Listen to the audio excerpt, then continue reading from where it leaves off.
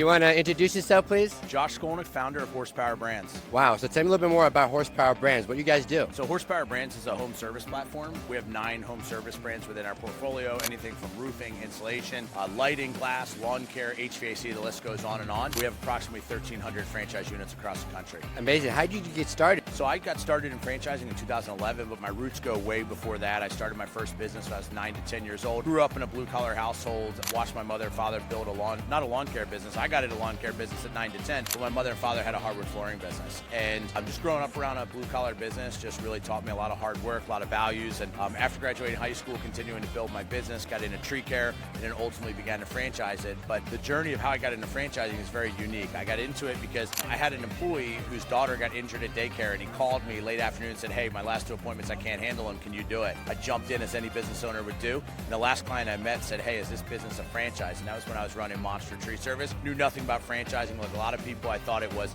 things like Subway, McDonald's, Burger King, and he says, no, it's so much more than that. Service businesses or franchisors across the country. And in 2011, that's when I began really investigating franchising, and in October of 2011 decided to franchise my tree care business. Amazing. So you started to franchise your tree business, you grew that and scaled, and then someone was looking to buy into a franchise. What's the investment range within your portfolio look like? Yeah, so on a low end, we can get people into our lower cost opportunities around $150,000, and on the high end, we get up closer to $500,000. So what we typically do is we break down our opportunities into 2 categories to kind of lead people to a direction that's comfortable with them. Obviously, investment is important for most of the people we work with, but then we also think about, like, do they want to manage the day-to-day labor, or would they rather work with subcontractors? So we break our brands into all 9 of them into 2 different categories. We have subcontractor brands where our franchisees are focused on the sales and marketing aspect of their business, but they're using third parties to do all the installations. And then lastly, we have our installation brands where you own the equipment, you have the installers, so you're managing a much larger labor force. And so a lot of that is kind of predicated on what's a candidate looking to get out of the business opportunity, what's their management style, how much are they willing to manage as well, and then lastly, what's the time commitment they have in the business will really help to dictate,